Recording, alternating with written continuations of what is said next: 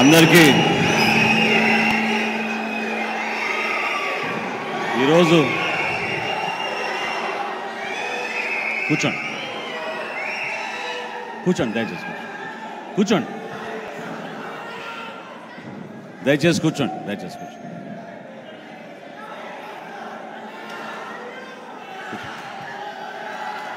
ఈరోజు జనసేన పార్టీ కేంద్ర కార్యాలయంలో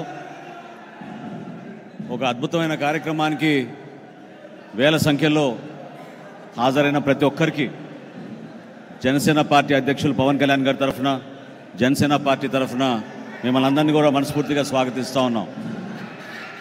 పార్టీ అధ్యక్షులు పవన్ కళ్యాణ్ గారికి, అదేవిధంగా జనసేన పార్టీ ప్రధాన కార్యదర్శి పెద్దలు నాగబాబు గారికి, ఈరోజు జనసేన పార్టీలో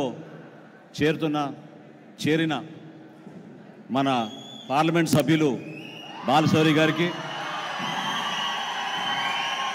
అదేవిధంగా వారి తనయుడు అనుదీప్ గారికి మనస్ఫూర్తిగా జనసేన పార్టీ నుంచి ఆహ్వానిస్తున్నాం. ఈ కార్యక్రమం ఈరోజు ఇంత అద్భుతంగా జరుగుతుందంటే దీని వెనక ఒక ప్రయాణం, ఒక ఆలోచన, జనసేన పార్టీ విధానం. పార్టీ నిర్మాణంలో భాగంగా మొట్టమొదటిసారి బాలశౌరి గారు మన పార్టీ అధ్యక్షులు పవన్ కళ్యాణ్ గారిని కలిసినప్పుడు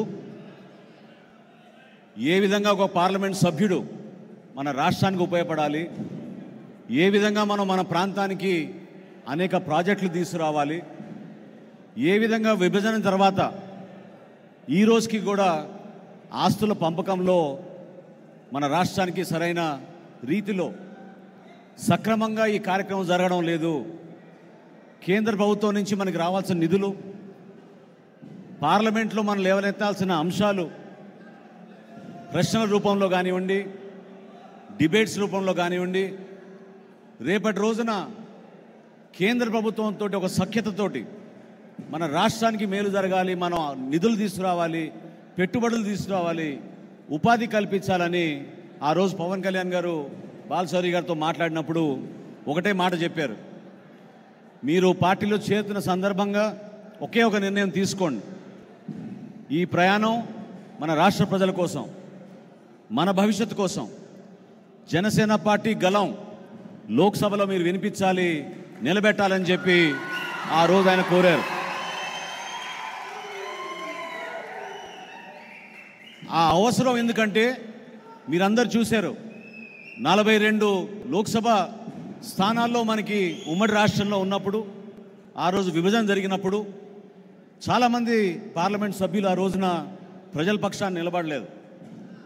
వాళ్ళ వ్యాపారాలు, వాళ్ళ స్వార్థాలు, కొన్ని సందర్భాల్లో తెలియకనో తెలుసో చాలా పొరపాట్లు జరిగిపోయినాయి. ఆ రోజు విభజన చట్టంలో ఆ మార్పులు తీసుకురావాలి, సరిచేయాలి, మన రాష్ట్రానికి మేలు జరగాలి, మనం కూడా అభివృద్ధి చెందాలి, చక్కటి ఎయిర్పోర్ట్లు రావాలి, మనకి పోర్ట్స్ రావాలి, ఇన్ఫ్రాస్ట్రక్చర్ మనకి రావాలి, కేంద్ర ప్రభుత్వం నుంచి నిధులు తీసుకురావాలని ఆ రోజున పవన్ కళ్యాణ్ గారు ఆలోచించిన విధానం ఈరోజు 2 సార్లు లోక్సభకి ఎన్నికైన బాలశౌరి గారు మన పార్టీలో చేరడం నిజంగానే దానికి పునాది వేసినట్టు అవుతుందని నేను భావిస్తున్నాను.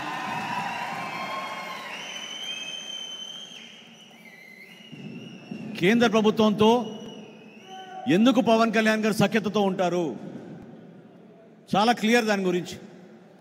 అక్కడ ఉన్న పెద్దల్ని మనం సహజంగా మనం కోరుకునేది ఏంటంటే, మీరు ఒక ఆలోచనతోటి మా రాష్ట్ర ప్రజలు నష్టపోయిన సందర్భంగా పెద్ద మనసుతో మీరు మాకు కొన్ని ప్రాజెక్ట్స్ ఇవ్వండి, కొన్ని నిధులు ఇవ్వండి, ఇక్కడ అన్యాయం జరిగే విధంగా పరిపాలన జరుగుతున్నప్పుడు దాన్ని సమర్థవంతంగా మీరు ఒక మార్పు తీసుకొచ్చేటట్టు మీరు నాయకత్వం వహించమని ప్రధాని నరేంద్ర మోడీ గారిని అనేక సందర్భాల్లో పవన్ కళ్యాణ్ గారు చెప్పారు.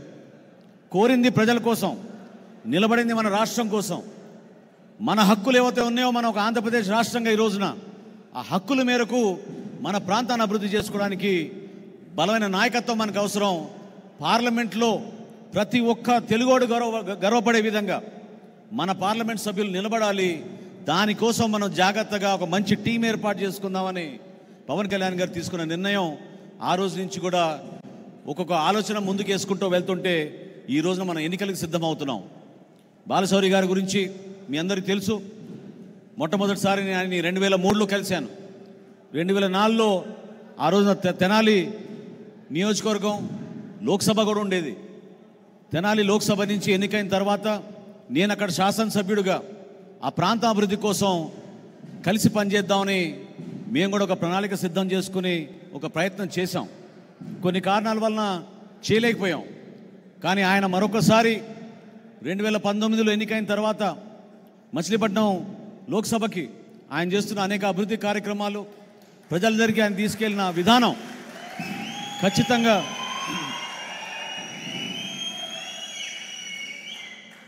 ఖచ్చితంగా ఏ ఆశయ సాధన కోసం పవన్ కళ్యాణ్ గారు ఆలోచించారో, దేనికోసం జన సైనికులు వీర మహిళలు కష్టపడి ఈ 4.5 సంవత్సరాల నుంచి మీరు వీధిలో నిలబడి పోరాటం చేసి మన ప్రాంతానికి అభివృద్ధి జరగాలని కోరారో, ఆ ఆశయ సాధన కోసం బాలశౌరి గారు కూడా దోహదపడతారని ఆయన కూడా అదేవిధంగా కష్టపడి జనసేన పార్టీ నిర్మాణం కోసం ప్రతి ప్రాంతంలో కూడా పర్యటించి మన అందరం కూడా కలిసికట్టుగా ఒక మంచి టీమ్గా అభివృద్ధి చేసుకుంటూ ముందుకెళ్లాల్సిన అవసరం ఖచ్చితంగా ఈరోజు ఆంధ్రప్రదేశ్ ప్రజలు ఎదురు చూస్తున్నారు.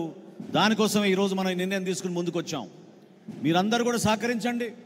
మనం చేసే అనేక కార్యక్రమాల్లో భాగంగా జనసేన పార్టీ రాబోయే రోజుల్లో చక్కటి మేనిఫెస్టో తోటి ప్రజల్లోకి వెళ్ళి ఒక ధైర్యం నింపే విధంగా, ఒక భరోసా ఇచ్చే విధంగా మనం ఏ ఆలోచన పవన్ కళ్యాణ్ గారి నాయకత్వంలో ముందుకు తీసుకెళ్తున్నామో ఆ ఆలోచన నిలబెట్టడానికి కోసం ప్రతి గ్రామంలో కూడా మన జనసేన పార్టీ జెండా ఎగిరేటట్టు మీరందరూ కూడా కృషి చేయండి.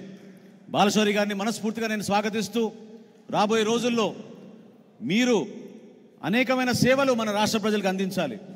జనసేన పార్టీ ప్రతినిధిగా, జనసేన పార్టీలో క్రియాశీలకమైన సభ్యుడిగా, ఒక పార్లమెంట్ సభ్యుడిగా మన రాష్ట్రానికి మీరు మరింత పెట్టుబడులు వచ్చేటట్టు, మన రాష్ట్రానికి మరింత మన యువతకు ఉపాధి కలిపే విధంగా, మనందరం గర్వపడే విధంగా జనసేన పార్టీ నుంచి మన లోక్సభ సభ్యుడు ఈ విధంగా పనిచేస్తున్నాడు మన రాష్ట్రం కోసం అని ఆయన ఒక మంచి ఆలోచనతోటి ముందుకెళ్లాలని మనస్ఫూర్తిగా నేను కోరుకుంటూ, ఈ రోజున అద్భుతంగా మీరందరూ సహకరించారు. ఒక మంచి కార్యక్రమం చేసుకోగలిగాం. ఆ కార్యక్రమాన్ని రాబోయే రోజుల్లో ఇంకా కొంతమంది చేరికలు, అదేవిధంగా రాబోయే రోజుల్లో ఎన్నికలకి ఏ విధంగా సిద్ధమవుదాం అనేది మీ అందరికీ కూడా సిద్ధమయ్యే విధంగా మన పార్టీ అధ్యక్షులు పవన్ కళ్యాణ్ గారు అనేక సందర్భాల్లో చెప్తూనే ఉన్నారు. మనం ఈ రోజున కష్టపడేది, పోరాడేది వైఎస్ఆర్సీపీ విముక్త ఆంధ్రప్రదేశ్ కోసం. దేనికోసం వైఎస్ఆర్సీపీ విముక్త ఆంధ్రప్రదేశ్ అంటున్నామంటే, ఈ ప్రాంతాన్ని పూర్తిగా వాళ్ళు నెగ్లెక్ట్ చేసి ఏ మాత్రం కూడా అభివృద్ధి చేయకుండా కేవలం వాళ్ళ ఆస్తుల కోసం వాళ్ళు చేసే అనేక కార్యక్రమాలు, దౌర్జన్యాలు, కావాలని కేసులు పెట్టి ఇబ్బంది పెట్టిన సందర్భాలు మీ అందరూ కూడా ఎవరు కూడా మర్చిపోలేరు. అనేక సందర్భాల్లో చాలామంది ఇక్కడ మన గుంటూరు నుంచి, కృష్ణా జిల్లా నుంచి వచ్చారు కాబట్టి మీ అందరికీ తెలుసు. పెడనలో ఈ విధంగా మన కార్యకర్తలు ఇబ్బంది పెట్టారు. నిన్న రాత్రి నాకు వచ్చిన సమాచారం, జనసేన పార్టీ దిమ్మని, మన జెండా దిమ్మని కూడా నిన్న మచిలీపట్నంలో నిన్న రాత్రి కూలదీశారు. కాబట్టి ఈ దౌర్జన్యాలు ఎదుర్కోవాలంటే మనందరం కలిసికట్టుగా ఉండాలి, నిలబడాలి.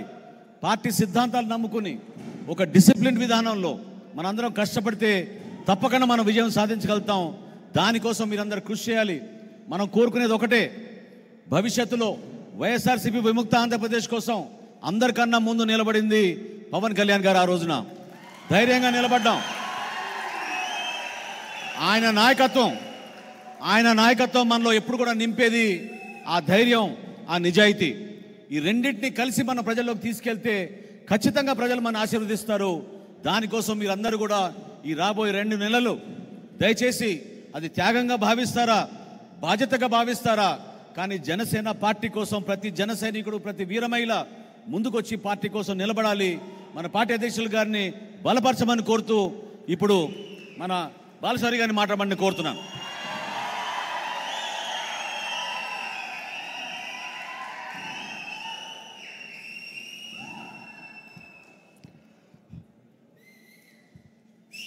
జన సైనికులు అందరికీ మొట్టమొదటిగా నా హృదయపూర్వక నమస్కారం. ప్రస్తుతం నా పరిస్థితి ఎలా ఉందంటే, వేలాది మంది జన సైనికుల మధ్యలో నుంచి లోపలికి రావాలంటే మనందరికీ తెలుసు పెద్ద సినిమా హిట్ అయిందనుకోండి, లో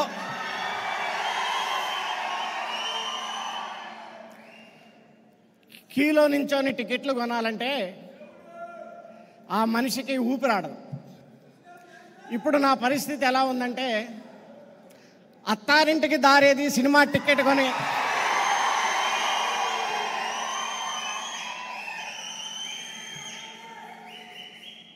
సినిమా హాల్లోకి ఎంటర్ అయితే మామూలుగా ఎంత కష్టపడాల్సి వచ్చిందో ఇంకా నాకు ఊపిరాట్లేదు. నేను సరిగా చెప్పగలుగుతానో లేదో ఈ టైంలో కూడా నాకే అర్థం కావట్లేదు. ఎనీహౌ, మొట్టమొదటిగా వేలాది మంది జన సైనికులతో కలిసి పెద్దలు, క్రేజీ స్టార్, పవర్ స్టార్,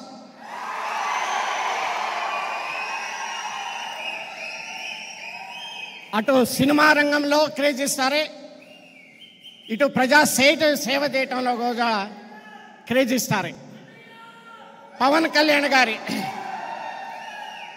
చేతుల మీదుగా ఈరోజు జనసేన కుటుంబంలో చేరి మీ కుటుంబ సభ్యుడు కావటం నాకు ఎంతో గర్వకారణం. ఈరోజు రాష్ట్రంలో ఉన్నటువంటి పరిస్థితులు మీ అందరికీ తెలుసు. అభివృద్ధి అనేది ఎక్కడా మనకు కనిపించట్లేదు. నేను 2004లో దివంగత ముఖ్యమంత్రి డాక్టర్ వైఎస్ రాజశేఖర రెడ్డి గారి యొక్క ఆశీస్సులతోటి తెనాలి పార్లమెంటు సభ్యుడిగా నేను, తెనాలి అసెంబ్లీ నాదెండ్ల మనోహర్ గారు మీ ఇద్దరం కలిసి ఎమ్మెల్యేగా, ఎంపీగా పనిచేశాం. ఆ 5 సంవత్సరాలు మాకు నిజంగా ఎంతో తృప్తినిచ్చింది. నాకు ఎస్పెషల్గా మనోహర్ గారు కూడా అదే చెప్పారు. ఆ రోజు మన మంగళగిరికి, తెనాలికి, ఈ కృష్ణా డెల్టాకి అవసరమైనటువంటి పులిచింతల ప్రాజెక్ట్ని కంప్లీట్ చేసుకోగలిగాం. తెనాలికి బ్రహ్మాండంగా డ్రింకింగ్ వాటర్ తేగలిగాం. ఎన్నో అభివృద్ధి కార్యక్రమాలు చేశామనేటువంటి తృప్తి ఉంది. మరి ఈరోజు మన జిల్లాలకి, కృష్ణా డెల్టానికి కానీ, అటు త్రాగునీరు కానీ, సాగునీరు కానీ పులిచింతల ప్రాజెక్టు గురించి గత 5 సంవత్సరాల నుంచి మీ అందరికీ తెలుసు. ఒక్క అడుగు కూడా ముందుకేయలేదు. మొన్న పవర్ స్టార్ పవన్ కళ్యాణ్ గారిని కలిసి నేను కొన్ని విషయాలు చర్చిస్తున్నప్పుడు వారు పోలవరం ప్రాజెక్టు గురించి, ఇది మన రాష్ట్రానికి అన్నపూర్ణ లాంటి ప్రాజెక్టు, కృష్ణానది, కృష్ణా అనేది ఎప్పుడు మనకి ఇష్యూడ్ వాటర్ కాదు, గోదావరి నుంచి పర్ఫెక్ట్గా నీరు వస్తేనే ఈ ఆంధ్ర రాష్ట్రంలో దాదాపు సగభావం సేవ్ అవుతుంది, దీన్ని మనం కంప్లీట్ చేసుకోవాలని చెప్పేసి వారు పూర్తిగా నాకు ఒక 5 నిమిషాలు ఎక్స్ప్లెయిన్ చేశారు. మరి అలాగే వైజాగ్ స్టీల్ ప్లాంట్ గురించి, ఈరోజు ఎన్నో ఉద్యమాల మీద నుంచి వచ్చినటువంటి వైజాగ్ స్టీల్ ప్లాంట్ మన అందరికీ తెలుసు. దాన్ని మూలన పడింది.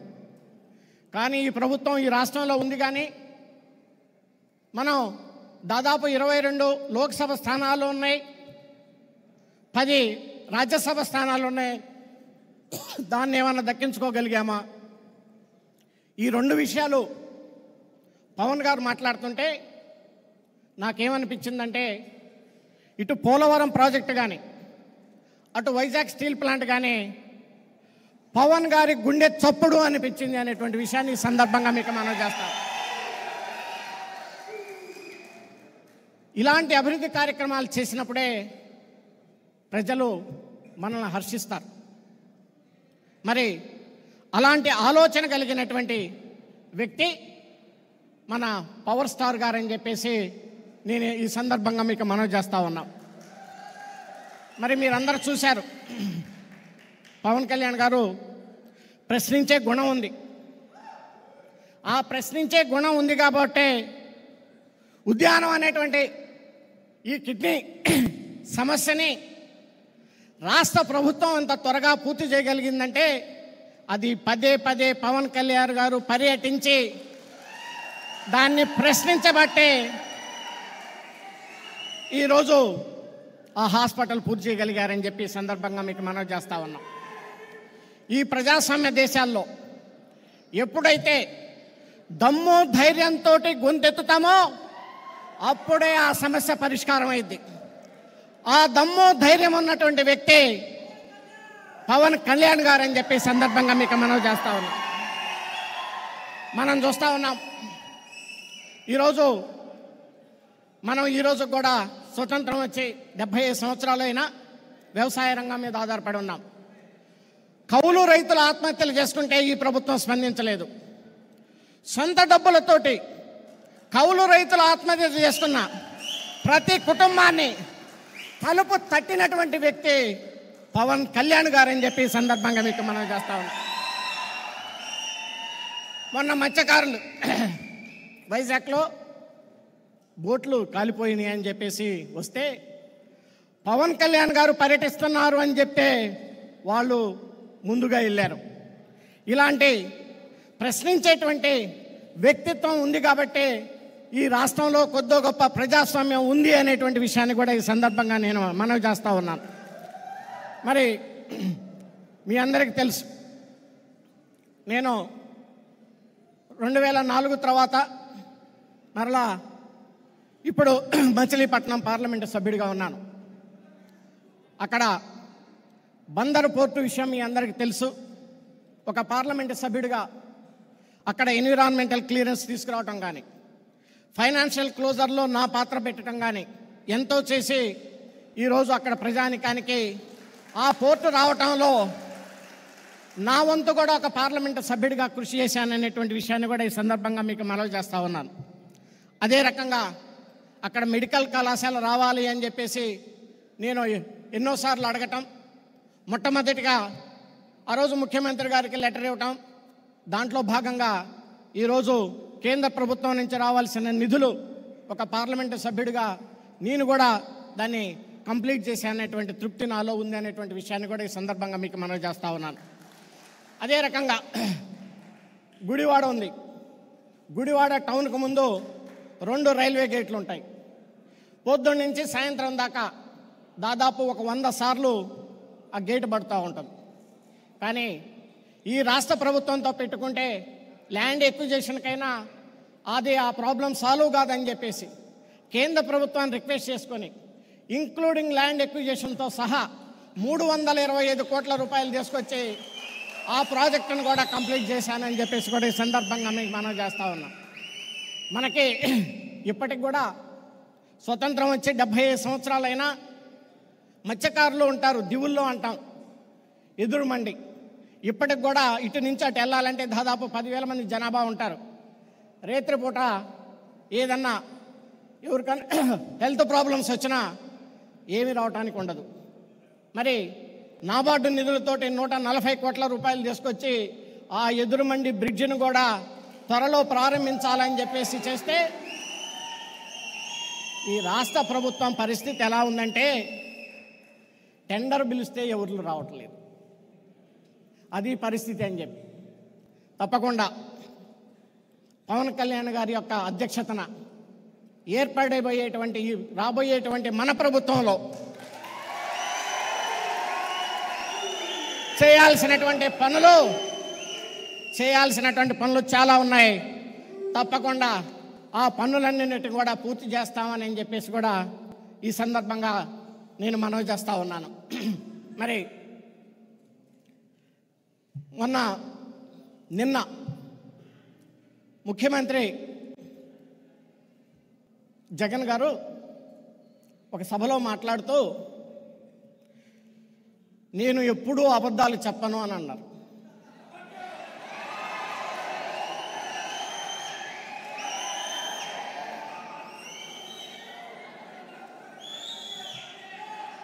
ఏమన్నారు?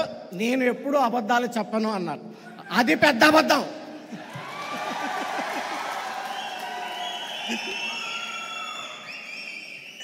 అది పెద్ద అబద్ధం. అయ్యా జగన్ సార్, నేను అడుగుతా ఉన్నాం, ఈ ప్రాంతం అంతా రాజధాని, ఆంధ్ర క్యాపిటల్. మీరు ప్రతిపక్ష లీడర్గా ఉన్నప్పుడు అసెంబ్లీలో మీరు ఎక్కడైనా రాజధాని పెట్టండి, నా సంపూర్ణ మద్దతు ఇస్తాను, బ్రహ్మాండంగా మీరు రాజధాని కట్టండి అని చెప్పింది మీరు కదా. ఆ తర్వాత 2019 ఎలక్షన్స్కి ముందు మేము రాజధాని చుట్టుపక్కల ఎమ్మెల్యేలుగా, ఎంపీలుగా, ప్రజాప్రతినిధులుగా మేము పోటీ చేస్తూ ఉంటుంటే మీరు ప్రెస్ కాన్ఫరెన్స్ పెట్టించి అమరావతి, ఆంధ్ర క్యాపిటల్ అనేది అమరావతి ఇక్కడే ఉంటుంది, గుంటూరు విజయవాడ మధ్య, ఇది ఎక్కడికి పోదు అని చెప్పేసి మీరు చెప్తే మేము ఓట్లు అడుకోవటానికి వెళ్ళి ప్రతి గ్రామంలో చెప్పాం కదా. అది మీరు చెప్పిన మాటే కదా. దీన్ని అబద్ధం అంటారమ్మా సార్, నిజం అంటారా చెప్పమని చెప్పేసి నేను జగన్ గారిని అడుగుతా ఉన్నాను.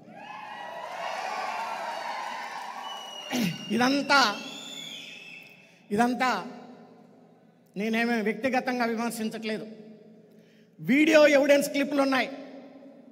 స్వయంగా ముఖ్యమంత్రి గారు మాట్లాడారు, అసెంబ్లీలో చాలామంది మాట్లాడారు.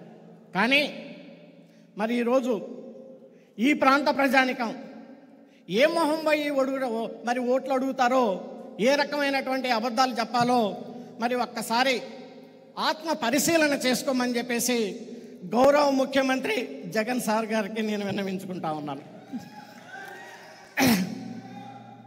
మరి ఎక్కడ చూసినా 100 కోట్ల రూపాయలు పెట్టి ఈ మధ్య ఒక స్టైల్ సిద్ధం అంట.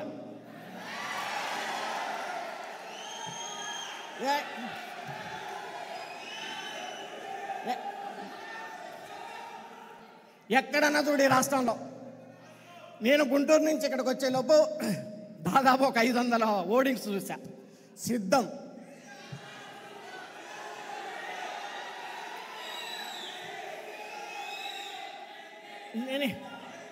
ఏంటి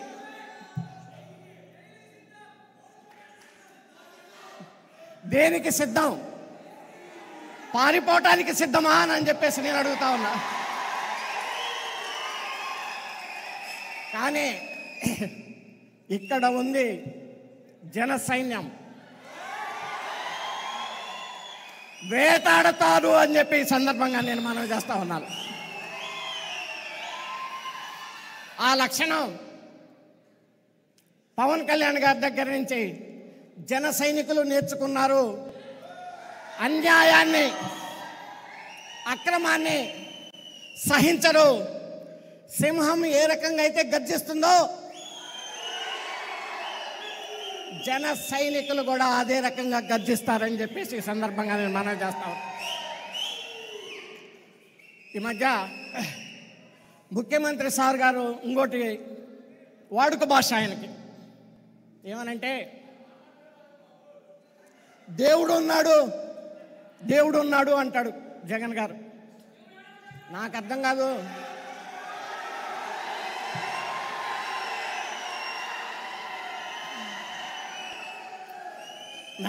నాకు అర్థం కాని విషయం ఏంటంటే, దేవుడు మీకున్నాడు, మాకు ఉన్నాడు.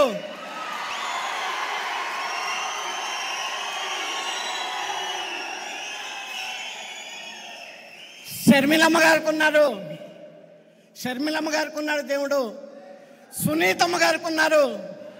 ఈ ప్రపంచంలో ప్రతి ఒక్కరికి దేవుడు ఉన్నాడు. ఆయన మాట్లాడ చూస్తూ ఉంటే నాకు దేవుడు ఉన్నాడు చూసుకుంటాడంటే, అయ్యా జగన్మోహన్ గారు నీకేమన్నా దేవుడు వకాల్తా ఇచ్చాడా అని చెప్పేసి నేను అడుగుతా ఉన్నాను.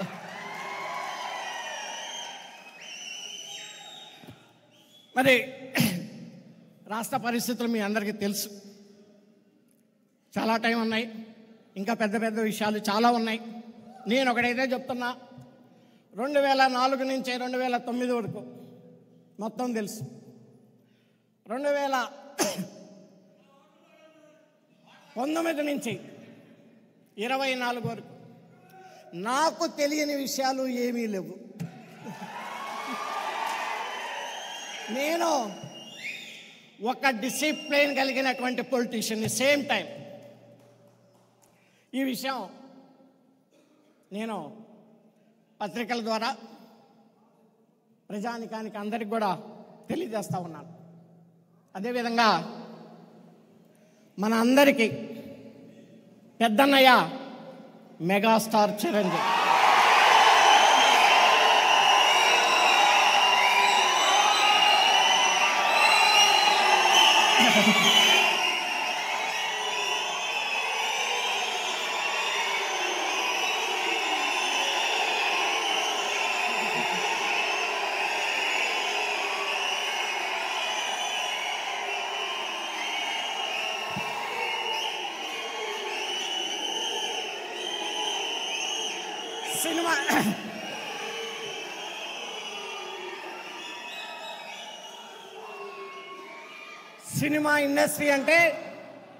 సినిమా ఇండస్ట్రీ అంటే ఎంత కాంపిటీషనో మీ అందరికీ తెలుసు.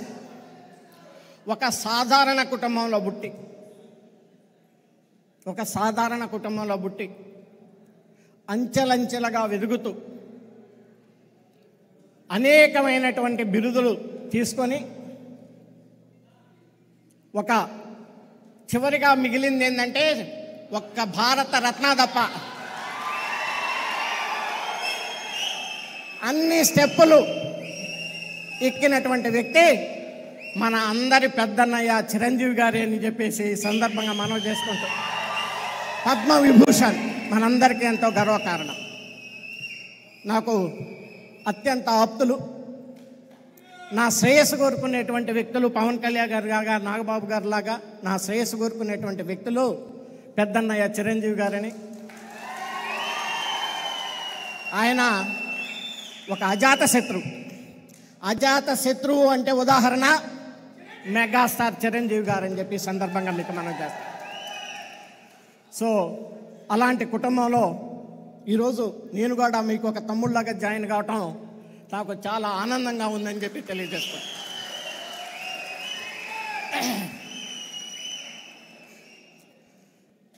పవన్ కళ్యాణ్ గారిని గురించి మీ అందరికీ తెలుసు.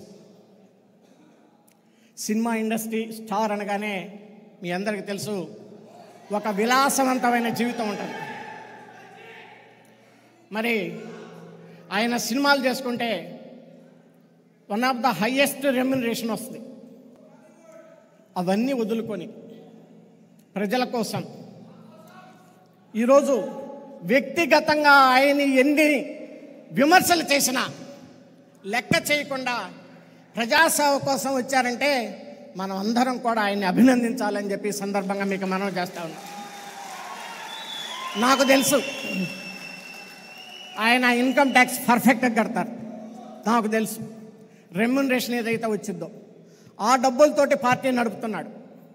పార్టీ నడపటం అంటే అది ఆషామాషా పని కాదు.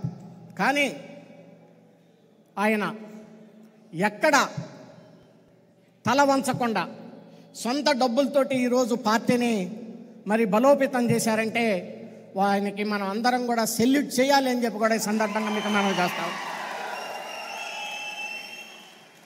ఆయన 2 సార్లు నేను మాట్లాడిన తర్వాత నేను ఇంకా ఆయనకు దగ్గర కావాలి, పార్లమెంటు సభ్యుడిగా నేను పవన్ కళ్యాణ్ గారి పార్టీలో చేరాలి, ఆయనతో పాటు కలిసి ప్రజాసేవ చేయాలి అని చెప్పేసి నిర్ణయించుకున్నా.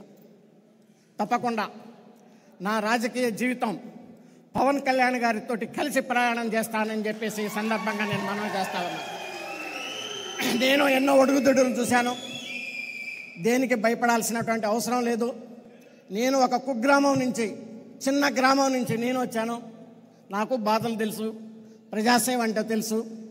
పవన్ కళ్యాణ్ గారికి ఆయన ఆలోచన విధానం ప్రకారం ఒక డిసిప్లైన్ కార్యకర్తగా ఈ రోజు నుంచి ఒక జన సైనికుడిగా ఆయన ఏ బాధ్యతలు అప్పచెప్పినా ఆ బాధ్యతలు నిర్వహిస్తానని చెప్పి మన పార్టీని దినదినాభివృద్ధి చేసుకోవాలి.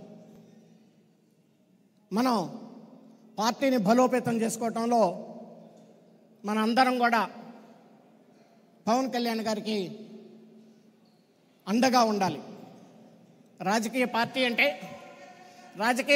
అంటే ఇది ఎప్పుడూ సంతోషంగానో లేకపోతే ఆనందంగా కూడా ఉండదు. మరి కష్టాలు ఉంటాయి, విమర్శలు ఉంటాయి, పైపెచ్చు వ్యక్తిగత విమర్శలు ఎక్కువైపోయినాయి. ఇప్పుడు ఉన్నటువంటి ఈ పరిస్థితుల్లో ఇతను కొత్త ట్రెండ్ వచ్చింది, అవన్నీ తట్టుకోవాలి, వాటన్నిటికీ నేను సిద్ధంగా ఉన్నానని చెప్పేసి కూడా ఈ సందర్భంగా మీ అందరికీ కూడా మనవి చేసుకుంటూ మరొకసారి ఈ జన సైనికులకు మధ్య, జన సైన్యం మధ్య ఇక్కడికి వచ్చి పెద్దలు నాగబాబు గారు ఉన్నారు, వారు మరి మనకి పార్టీకి కూడా అండగా ఉంటున్నారు. అలాగే నాదెండ్ల మనోహర్ గారు ఉన్నారు, వారు కూడా ఎంతో రాజకీయ అనుభవం కలిగినటువంటి వ్యక్తి. మన కామన్ ఆంధ్రప్రదేశ్లో ఉన్నప్పుడు డిప్యూటీ స్పీకర్గా, అలాగే క్లిష్ట పరిస్థితుల్లో రాష్ట్రంలో రోజుకు ఒకళ్ళు పోయి షో చేస్తూ ఉండరు, ఇదిగో నా రిజిగ్నేషన్ తీసుకోమని చెప్పేసి. ఆ రోజు మీ అందరికీ తెలుసు. వాళ్ళందరినీ తట్టుకొని అసెంబ్లీని పర్ఫెక్ట్గా నడిపి పవన్ కళ్యాణ్ గారితో ఆయన అనుభవం కూడా పంచుకోవడం చాలా సంతోషకరం. వీటన్నిటికి మించి పవర్ స్టార్ తోటి ప్రయాణం చేయటం అనేది నేను అదృష్టంగా భావిస్తూ అన్ని విషయాల్లో ఒక డిసిప్లైన్ కలిగినటువంటి కార్యకర్తగా నేను పనిచేస్తానని చెప్పేసి పవన్ గారికి మాట ఇస్తూ, మరి ఈ అవకాశం ఇచ్చినటువంటి బయట వేలాది మంది జన సైనికులు ఉన్నారు, మీరందరూ చూశారు. వాళ్ళందరికీ నా హృదయపూర్వక ధన్యవాదాలు తెలియజేస్తా ఉన్నాను. ఎందుకంటే నేను చాలా ర్యాలీలు చూశాను, చాలా నామినేషన్స్ చూశాను. ఇది ఒక సందర్భంలో నిజంగా నేను లోపలికి వెళ్ళగలుగుతానా లేదా అని చెప్పేసి ఆ గేట్లో భయం వేసింది. కాసేపు క్రౌడ్ ఆ రకంగా ఉంది. చాలా సంతోషం. చివరిగా పవన్ కళ్యాణ్ గారికి నా హృదయపూర్వక ధన్యవాదాలు తెలియజేసుకుంటూ, జై పవన్, జై జై పవన్, జై జనసేన, జై జై జనసేన, జై హింద్.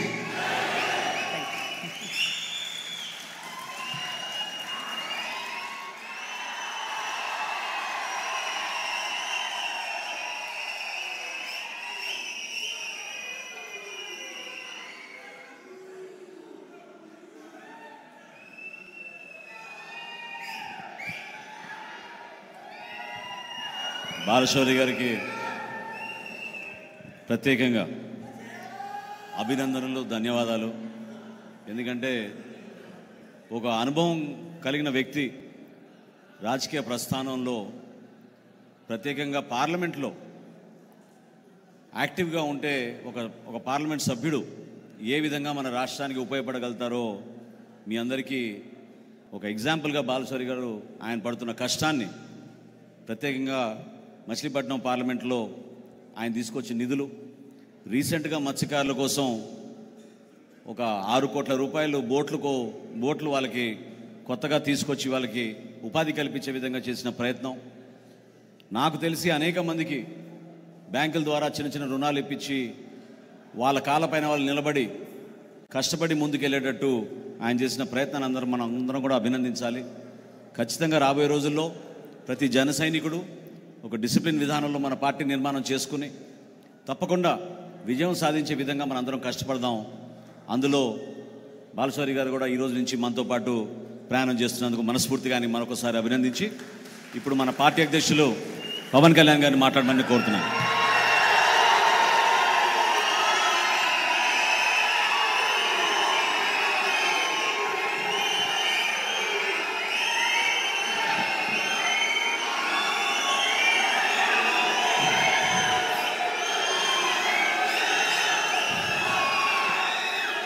రోజు జనసేన పార్టీలో చేరిన పెద్దలు, పార్లమెంట్ సభ్యులు శ్రీ వల్లభనేని బాలశౌరి గారికి మనస్ఫూర్తిగా జనసేన తరపు నుంచి, జనసేన నాయకుల తరపు నుంచి, జన సైనికులు వీర మహిళల తరపు నుంచి మనస్ఫూర్తిగా మీకు ఆహ్వానం పలుకుతున్నాను. అలాగే వారి అబ్బాయి శ్రీ వల్లభనేని అనుదీప్ గారికి కూడా మనస్ఫూర్తిగా జనసేనలో చేరినందుకు మనస్ఫూర్తిగా వారికి అందరి తరపున ఆహ్వానం పలుకుతూ ఉన్నాం. బయట ముందుగా ఇక్కడ ఉన్నవారు కాకుండా బయట రోడ్డు మీదంతా వేలాదిగా వచ్చిన మన యువతకి, మన జన సైనికులకి, ఆడపడుచులకి, వీర మహిళలకి, బయట బాలశౌరి గారి కోసం మద్దతుకు వచ్చిన మీ అందరికీ ప్రత్యేకించి నా హృదయపూర్వక నమస్కారం.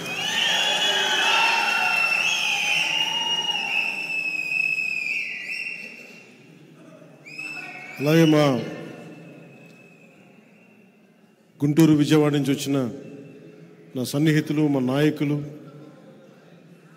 ఇక్కడికి వచ్చిన జన సైనికులకి, మా గాదే వెంకటేశ్వరరావు గారికి, శ్రీనివాస్ యాదవ్ గారికి, మా విజయవాడ నాయకులు అమ్మిశెట్టి వాసు గారికి, మండల రాజేష్ గారికి కూడా ప్రత్యేకించి హృదయపూర్వక నమస్కారాలు.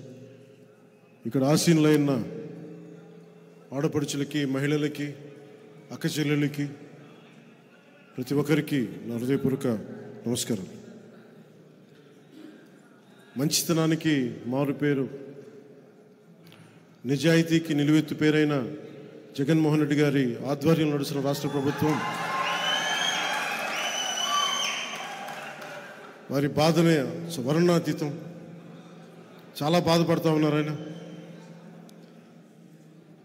ఆయన అందరు ఇబ్బంది పెట్టేస్తున్నట్టు, ఆయన ఒక అర్జునుడిలాగా, మేమందరం కౌరవుల్లాగా,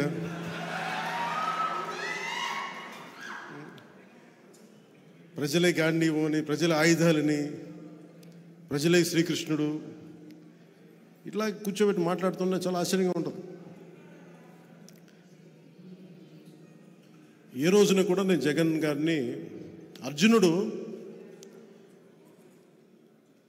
ద్రౌపదిని కౌరవులు నిండు సభలో అవమానం చేశారు. నిండు సభలో కౌరవులు. అర్జునుడు తనకి ఆడపడుచులను ఎప్పుడు రక్షించాడు కానీ ఎప్పుడు తోలనాడలేదు. జగన్ అర్జునుడిగా పోల్చుకోవడం చాలా హాస్యాస్పదంగా ఉంటుంది. సొంత చెల్లెల్ని, షర్మిల గారిని అత్యంత నీచంగా మాట్లాడుతూ ఉంటే ఎంకరేజ్ చేసే వ్యక్తి అతను అర్జునుడితో పోల్చుకుంటున్నాడు.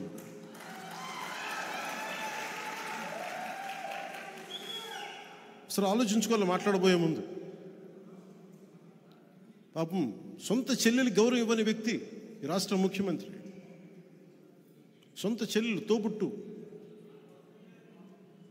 సొంత చిన్నాయిన్ని నిర్దాక్షిణ్యంగా చంపేశారు. వాళ్ళని వెనకేసుకొచ్చే వ్యక్తి.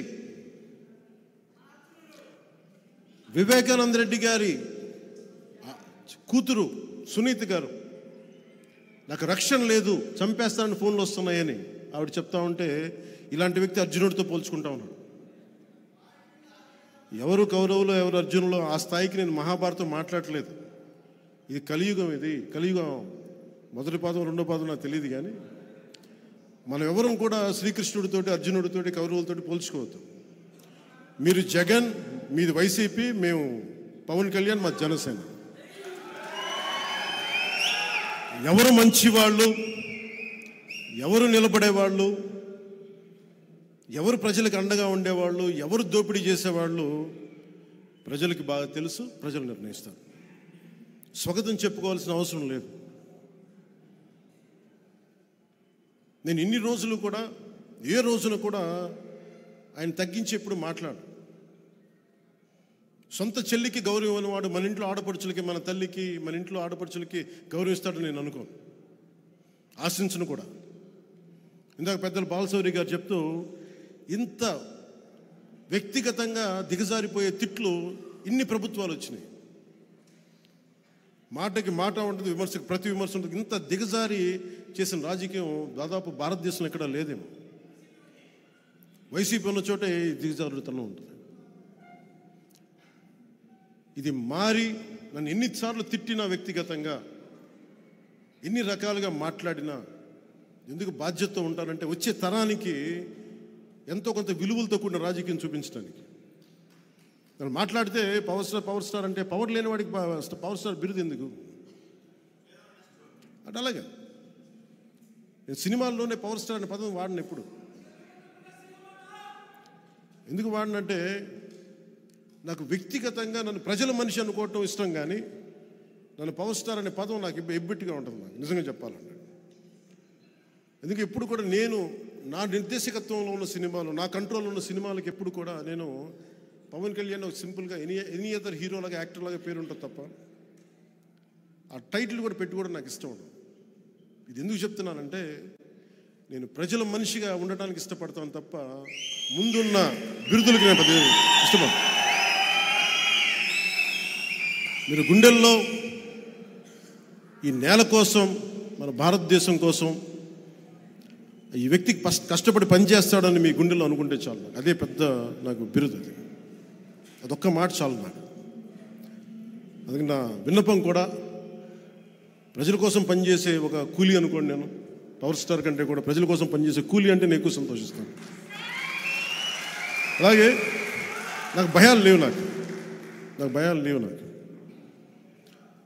నేను తప్పు చేస్తేనే భయపడతాను. నాకు ఆశలు లేవు, పదవుల మీద అత్యాశలు లేవు. ప్రజలకి నిలబడాలన్న ఒక ఆకాంక్ష తప్ప ఏ రోజు కూడా అడ్డగోలుగా పిచ్చి పిచ్చిగా మాట్లాడి అడ్డదారులతోకి అధికారం సంపాదించాలి అని నేను ఎప్పుడు అనుకోను. అలాంటి ప్రయాణంలో ఉండగా ఒక అనుభవజ్ఞుడు,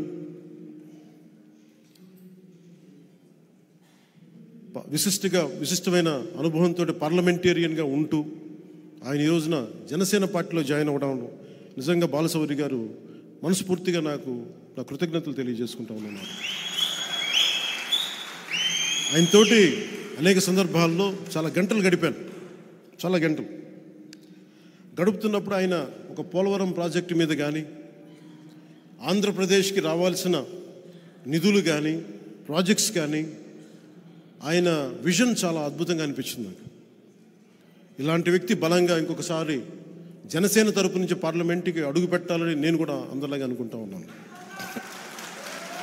వారికి మనందరం సంపూర్ణమైన మద్దతు ఇచ్చేలాగా అందరం ముందడుగు వేస్తాం. జగన్ గారు మాట్లాడితే సిద్ధం సిద్ధం సిద్ధం అని చెప్తా ఉన్నారు ఆయన. ఇది నేను మొన్న రెండు సందర్భాలు చెప్పి ముగిస్తాను. ఒకటి, సిద్ధం సిద్ధం అని చెప్పి ఊరంతా, రాష్ట్రం అంతా పోస్టర్లు. దేనికి సిద్ధం? సిపిఎస్ దేనికి? ఇందాక బాలశౌరి గారు మాట్లాడుతూ ఉంటే నేను అబద్ధమే చెప్పనన్నారు ఆయన. చెప్పేదే అబద్ధాలైనా అంటే నేను రాగానే సిపిఎస్ రద్దు చేస్తానని చెప్పాడు. అలాగే టీచర్ల పోస్టుల దగ్గర నుంచి డిఎస్సి అన్ని నోటిఫికేషన్స్ ఇస్తానని చెప్పారు, అది చేయలే. అలాగే మద్యపానాన్ని నిషేధిస్తామని చెప్పారు ఆయన. కన్వీనియంట్గా ఇలా చెప్పుకుంటూ వెళ్తే అంతు లేదు అబద్ధాల లిస్టుకి. జగన్ గారు మీరు బాధపడకండి, మేము వస్తున్నాం, ఎన్నికల రంగంలోకి అడుగు పెడుతున్నాం. మేము మౌనంగా ఉన్నామని చెప్పి ఏం ఆలోచించట్లేదు అనుకోకండి. వస్తాం, ఎన్నికల రంగంలోకి వస్తున్నాం. ప్రతిరోజు సభ పెడతాం, మిమ్మల్ని ఎండగడతాం. మాటకి మాట కాదు, పాకిస్తాం మాటలతోటి. మాటలు కత్తుల్లా వస్తాయి, మీకు ఇబ్బంది పెడతాయి. భయపడకండి మీరు లక్షల మందితో సభలు పెట్టుకోండి. స్కూల్ పిల్లలకి ఇంటర్మీడియట్ ఎగ్జామ్స్ రద్దు చేసి మరి మీరు సభలు నడుపుకోండి. అన్నిటికీ బదులు చెల్లించాల్సిన సమయం వస్తుంది. ప్రతిదీ నేను చాలా అత్యంత అరుదుగా కానీ నిర్ణయించుకోండి. ఒక నిర్ణయం తీసుకునేటప్పుడు చావో రేవోను పెట్టి నిర్ణయం తీసుకుంటాను. 2014లో పార్టీ పెట్టేటప్పుడు ఈరోజు ఉంటే ఉంటాం, పోతే పోతాం, కానీ ఒక సత్యాన్ని ఆవిష్కరింపజేసి చచ్చిపోవాలని నిర్ణయించుకున్నాను.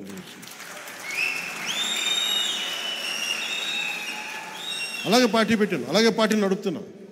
పార్టీకి నిధులు కాదు కావాల్సింది, పార్టీకి కావాల్సింది మనందరినీ కలిపే ఒక భావం. మనందరం పూసలం, మనందరం ఆ భావంతో కట్టబడ్డ పూసలం మనందరం. భావం పోయినప్పుడు పూసలు ఎగిరిపోతాయి. ఎంత బలమైన దండ అవ్వాలంటే జనసేన అది తెంపలేనిది అవ్వాలి. సో భావమే మనం కట్టుబడి, అందుకనే మనకి 7 సూత్రాల దారంతో మనందరం కట్టుబడి ఉన్నాం ఈ రోజున. అదే 7 సూత్రాల ఈ దండకి ఇంకొక మణిహారమైన బాలసౌరి గారు వచ్చారు. ఇంకో మాణిక్యం. మేమందరం కలిసి ఈ రాష్ట్ర ప్రయోజనాల కోసం పనిచేస్తాం, రాష్ట్ర భవిష్యత్తు కోసం పనిచేస్తాం. నేను ఎప్పుడు కూడా వచ్చే ఎన్నికల గురించి ఎప్పుడు వచ్చే తరాల కోసం ఆలోచిస్తాను.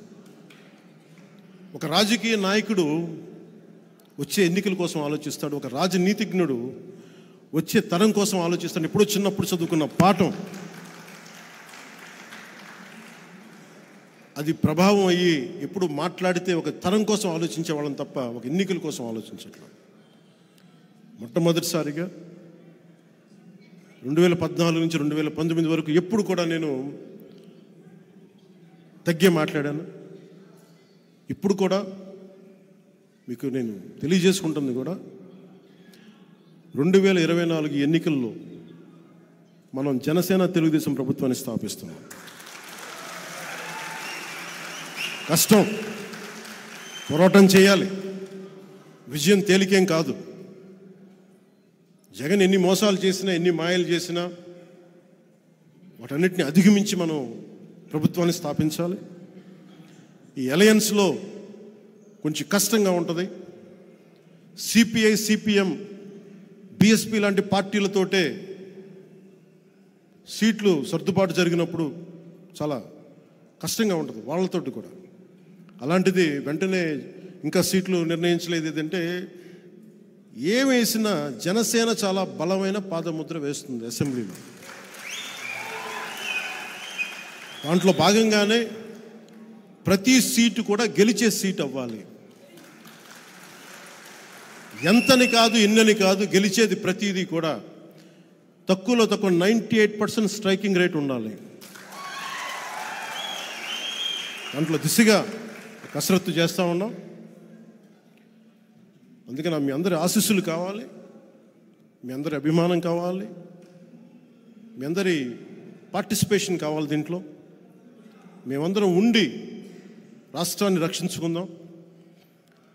జగన్ అనే ఒక దుర్మార్గపు పాలన నుంచి రాష్ట్రాన్ని సంరక్షించుకోకపోతే ఎన్నికల్లో ఇంకా మనం ఊహించలేము. 5 సంవత్సరాల్లో ఇంత దౌర్భాగ్యపు స్థితికి వెళ్ళిపోయినప్పుడు ఇంకొకసారి వస్తే ఏం జరుగుతుందో మీరు అందరూ ఆలోచించండి.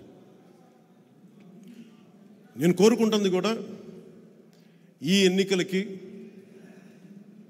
బలంగా సమిష్టిగా అందరూ నిలబడకపోతే, కులాలకు అతీతంగా మనం నిలబడకపోతే ఇంకొకసారి ఏరి కోరి దుర్మార్గ పాలన తెచ్చుకోవాల్సి వస్తుంది.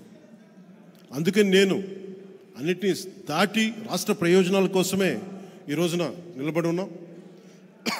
ఆ దిశగానే ఎలాంటి నాయకులు వచ్చినా కానీ అందరినీ ఒకటే కోరుకుంటాం, ఈ ఎన్నికలకి మద్దతుగా నిలబడండి, కలిసి ప్రయాణం చేద్దాం. భవిష్యత్తులో అందరం కలిసి రాష్ట్రాన్ని నిర్మించుకుందాం. దీంట్లో భాగంగా